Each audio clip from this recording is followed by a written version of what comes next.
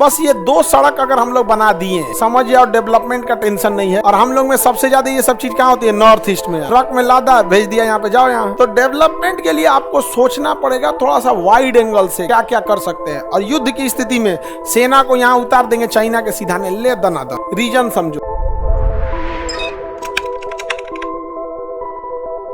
हम लोगों के पास डेवलपमेंट की अपार संभावनाएं हैं। देखो ध्यान से, ये नॉर्थ ईस्ट है, यहाँ कोई जल्दी जा नहीं रहा है व्यापार के लिए।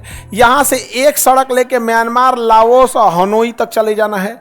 दूसरी सड़क नीचे मलेशिया होते हुए, थाईलैंड होते हुए यहाँ आपका सिंगापुर चले जाना है। बस ये 2 सड़क अगर हम लोग बना दिए, समझिए, और डेवलपमेंट का टेंशन नहीं है।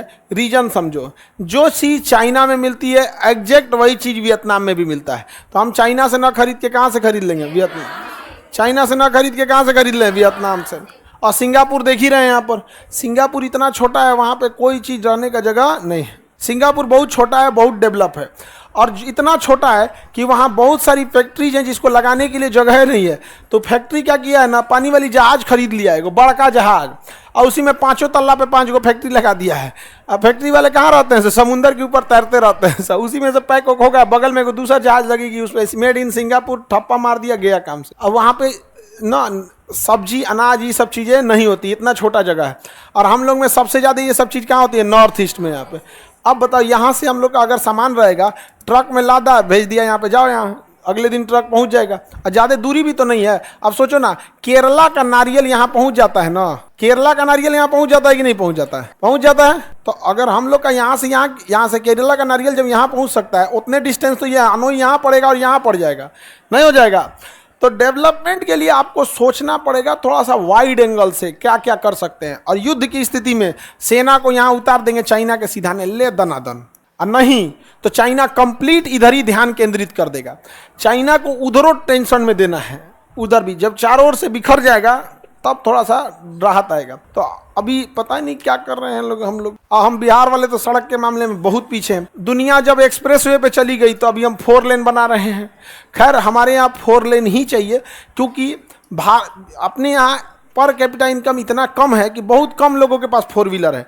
एक गांव में देखेंगे तो 4 को 5 को 4 व्हीलर मिलेगा, ओकरा से ढेर नहीं मिलने वाला है। ट्रैक्टर वक्टर मिलना अलग चीज़ है, वो यूज़ की चीज़ है। ऐसे गाड़ी वगैरह नहीं मिलेगा। और वो में रखेगा बोलोरो, EMI पे बोलोरो चलेगा, और इठेगा उसी पे। दिखावा भी तो बड़ी ज़्यादा करते हैं। एक हम लोग के पास पैसा है नहीं, अब पैसा आ जाता है तो उड़ने लगते हैं लोग। दोनों समस्या है। जिसके पास पैसा नहीं हो चुपचाप बैठल है, जो के पास है तो नॉइट रहा है। इतना फेंकता है ना कि फलनिया को हई कर देंगे, हाउ कर देंगे। कल का बात बता रहे हैं, वो आके ऑफिसवा में ऐठ रहा था, आया पुलिस 4 जूता दिया, उसका चल गया, चुपचाप ऐठ रहा था खूब। और जैसे आई 2-3 हाथ दी पुलिस, सर सब चल गया। मैं तो काहे लिए तुम ऐठ रहा था। आगे बढ़े, आप बताओ मित्रों, इधर सड़क बनना चाहिए कि नहीं बनना चाहिए? हाँ, बनना चाहिए सड़क। लेकिन आपको कोई मतलब बनता है इससे? गांव में कोई अगर सड़क परिवहन मंत्री अगर चले जाते हैं हमारे नितिन गडकरी कि हम सिंगापुर और हनोई तक सड़क बनाना चाहते हैं, तो कहेंगे जा हमराव से क्या मिलतो। गांव का आदमी क्या बोलेगा? हमराव से क्या मिलतो, नहीं समझे? उसको बस इतना दिखता है कि अकाउंट में कितना पैसा आया, बस। अनाज वगैरह, अनाज वाला में भी क्या है, गरीबी इतनी ज्यादा है कि उनके लिए जरूरी हो जाता है। उसी पे बहुत सारे लोग आश्रित भी हैं।